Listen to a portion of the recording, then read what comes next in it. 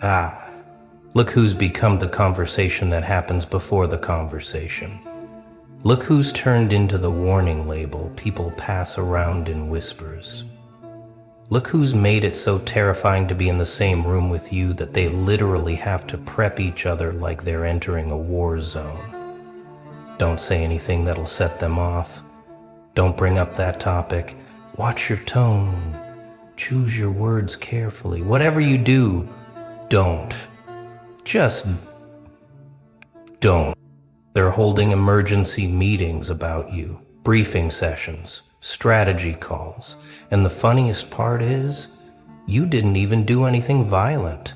You didn't threaten anyone. You didn't raise your voice. You just became someone who doesn't tolerate disrespect anymore, someone who doesn't smile through the pain anymore, someone who doesn't pretend anymore, and that terrifies them more than any threat ever could, because they've lost control of you.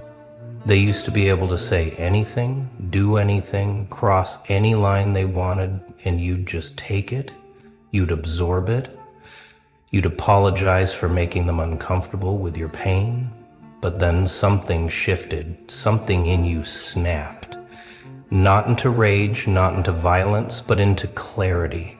And now they can't read you anymore, they can't predict you, they can't manipulate you, and that's why, before they see you, they gather in corners, in group chats, in phone calls, whispering like scared children before facing the principal.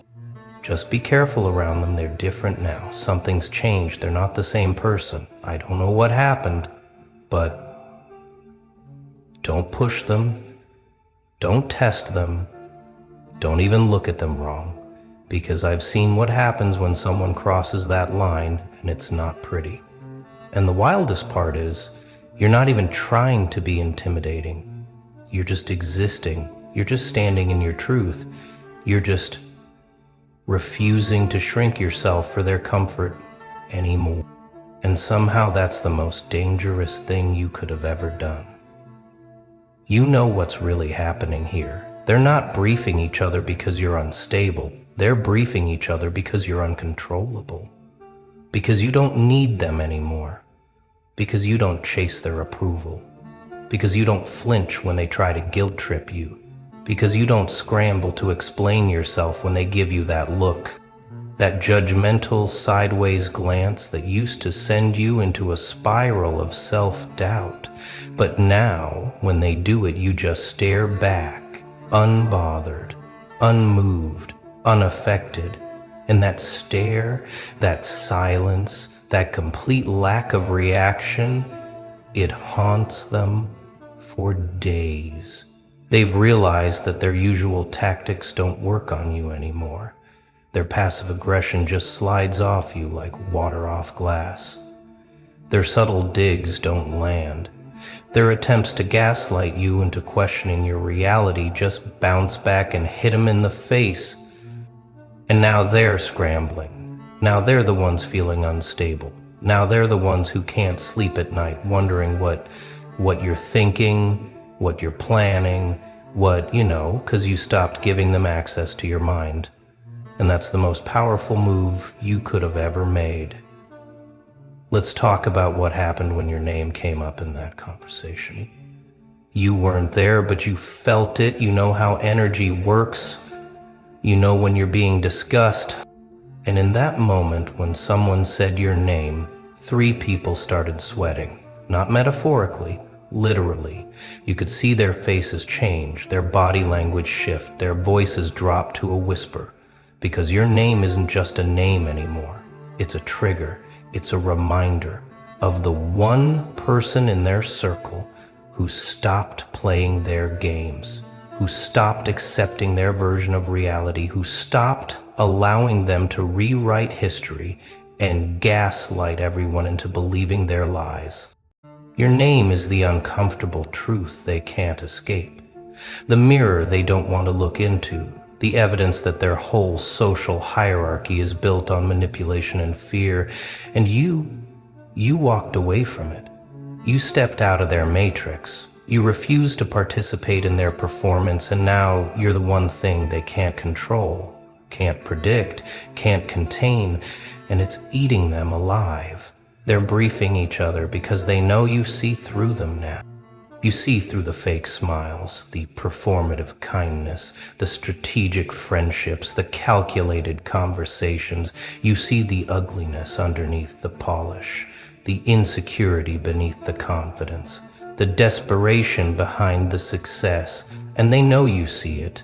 They can feel your eyes cutting through their masks like lasers, and it makes them so uncomfortable they can barely function in your presence. That's why they avoid you.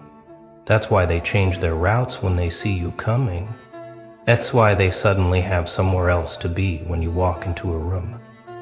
Not because you're mean, not because you're aggressive, but because you're aware.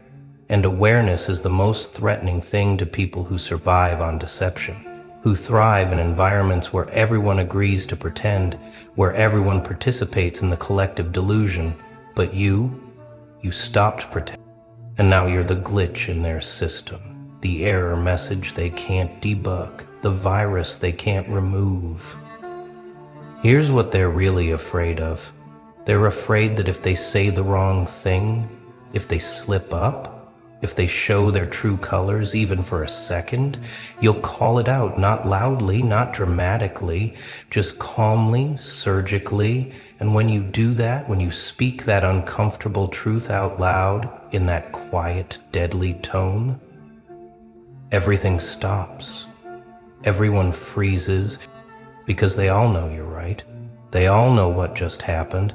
They all felt the mask slip, and now there's no going back. Now everyone in the room just witnessed the truth, and that's their worst nightmare. That's why they brief each other. That's why they warn each other. Don't give them ammunition. Don't give them a reason. Don't give them anything they can use against us later, because they know you remember everything. You catalog every lie, every contradiction, every moment of hypocrisy, not out of bitterness, not out of revenge, but just because you're awake now, you're paying attention now, and you don't unsee things once you've seen them. They're sweating because they remember who you used to be.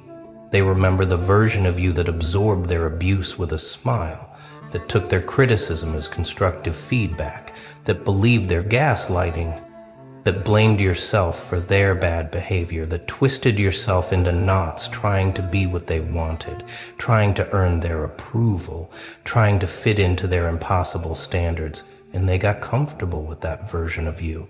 They got used to having someone they could dump on, someone they could blame, someone who would always take the hit, always be the scapegoat, always accept responsibility for their failures. But then you woke up. Then you evolved.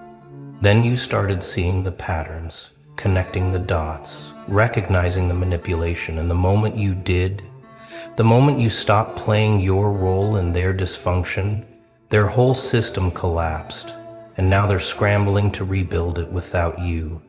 But here's the thing, they can't, because you were the foundation. You were the one holding it all together, absorbing all the toxicity so they could pretend to be healthy. And now that you're gone, now that you've removed yourself, the true nature is exposed, and they hate you for it. Listen closely, because this is the part they'll never admit. They don't actually think you're the problem. They know you're not. They know deep down that everything you called them out on was true. Every boundary you set was reasonable. Every time you refused to accept their disrespect was justified. But they can't admit that, because admitting that means admitting they were wrong, admitting they hurt you, admitting they took advantage of your kindness, admitting they mistook your patience for weakness, and their egos can't handle that. Their carefully constructed self-image can't survive that level of honesty, so instead they make you the villain. They brief each other on how difficult you've become, how sensitive you are, how you've changed, and yes, you have changed.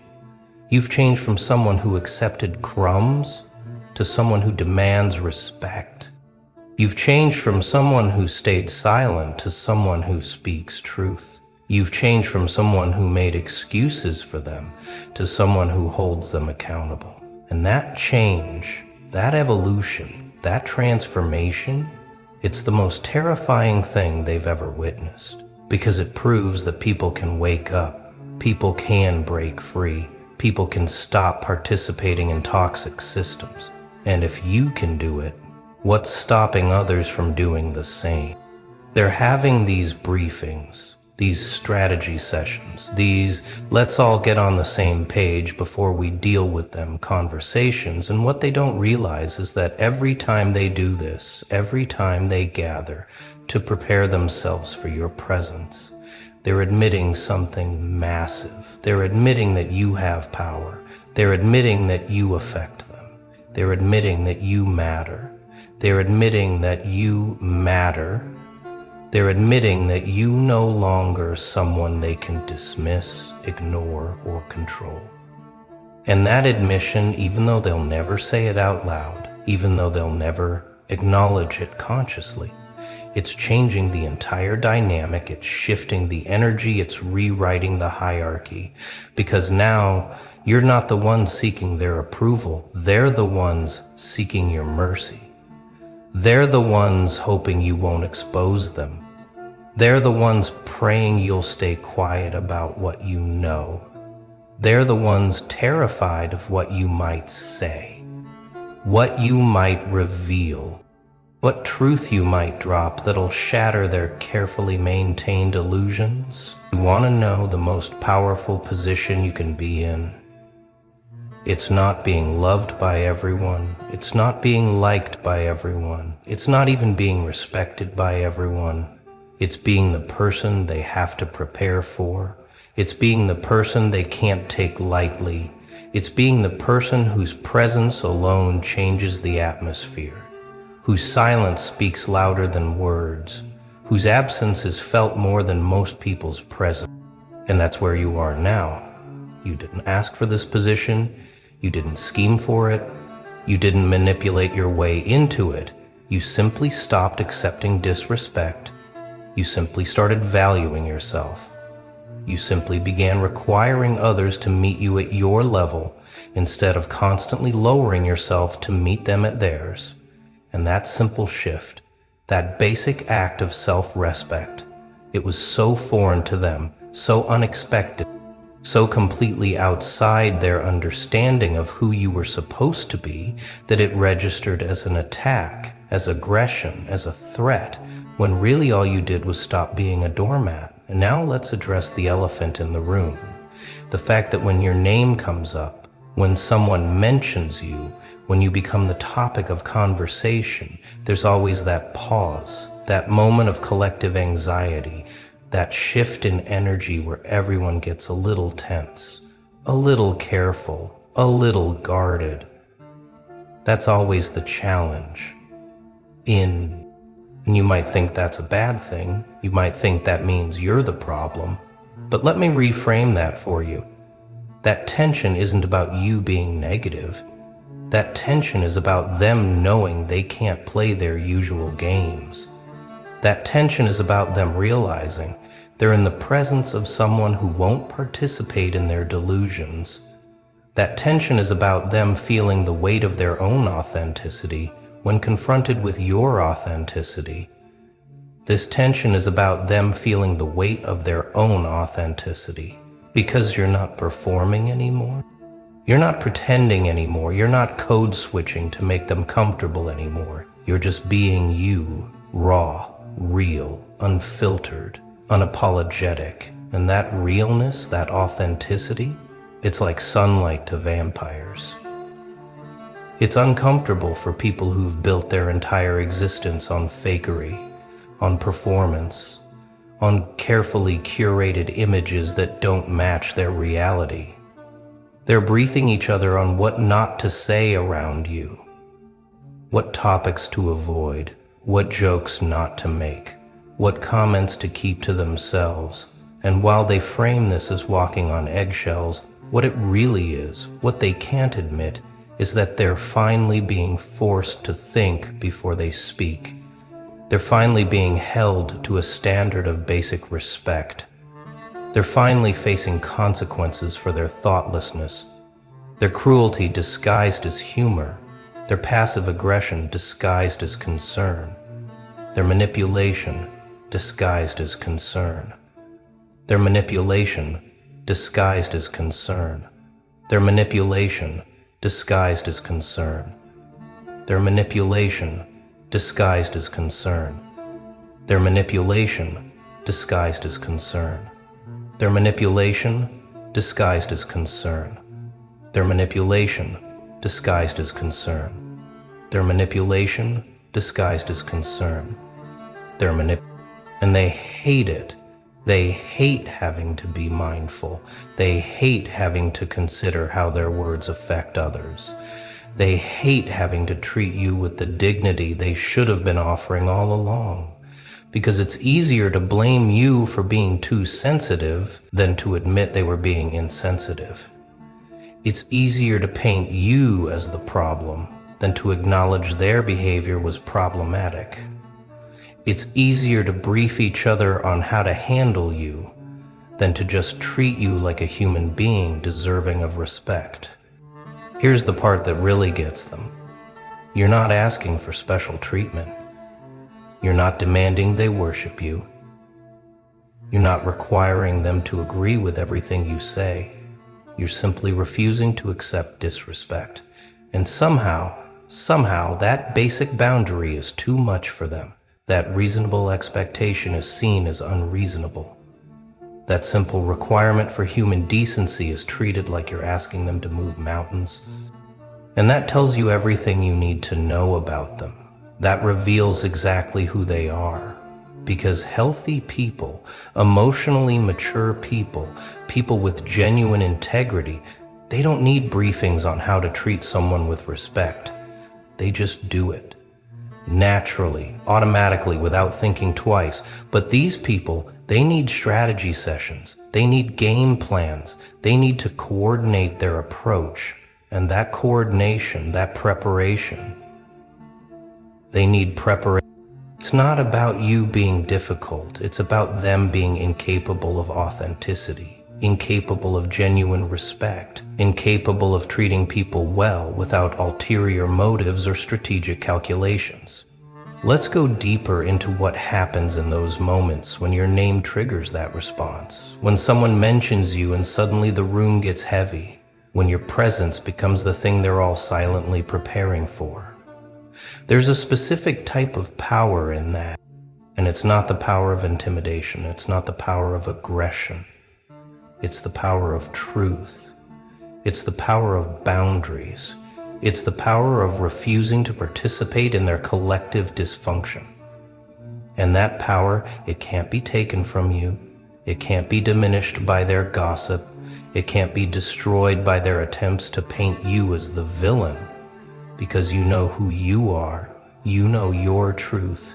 You know that everything they're afraid of, everything they're briefing each other about, it's not your anger, it's not your violence, it's your clarity, your ability to see through them, your refusal to be gaslit, your commitment to reality over their preferred fantasy.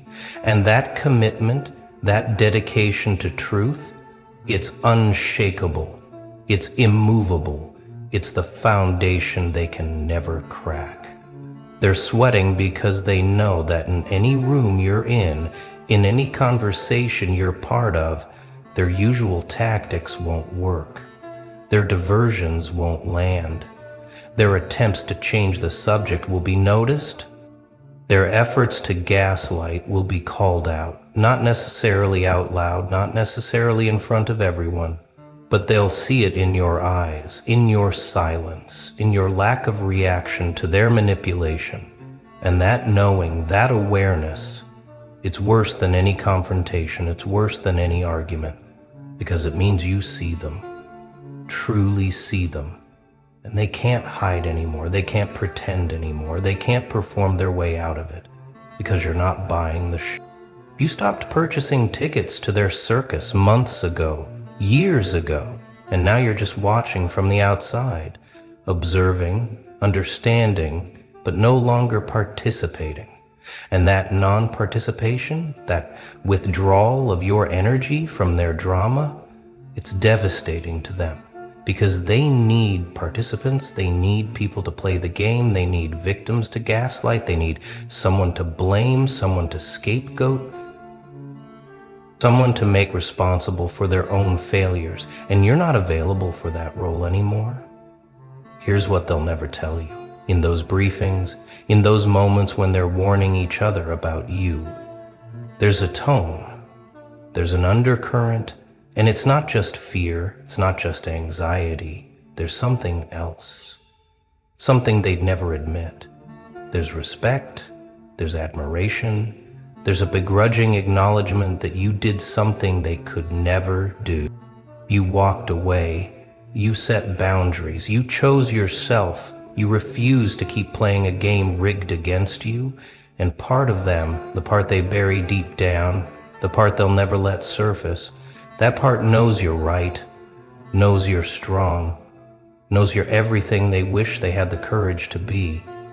But instead of letting that admiration motivate them to grow, to change, to evolve, they let it curdle into resentment, into bitterness, into this toxic need to warn others about you, to paint you as the problem, to make you the villain. Because if you're the villain, then they're the victims. If you're the bad guy, then they're justified in their treatment of you. If you're the monster, then they don't have to look at themselves, don't have to acknowledge their role, don't have to take responsibility for how they contributed to the situation. Watch what happens next. Watch how they navigate spaces where you exist. Watch how they position themselves, how they manage conversations, how they try to control narratives, because every single move they make is calculated around you now, around your potential presence, around what you might hear, what you might see, what you might know. And that's the most powerful position to occupy, not because you're trying to intimidate them, not because you're seeking revenge, not because you want them to suffer, but simply because you exist in truth. You operate from authenticity. You refuse to participate in delusion. And that refusal, that commitment to reality, it forces everyone around you to either step up or step back, either match your energy or remove themselves, either be real or be gone. And most of these people who need briefings before seeing you, they can't match that energy. They can't operate at that level. They can't survive in an environment where truth is valued over comfort, where authenticity is required over performance, where people are held accountable for their actions rather than coddled in their dysfunction. They're briefing each other right now in this moment. Somewhere, someone is saying your name and someone else is tensing up, someone else is warning them. Be careful, watch what you say, don't push them, they're not the same anymore. And they're right, you're not the same. You're better, you're stronger, you're clearer, you're more aligned with your truth.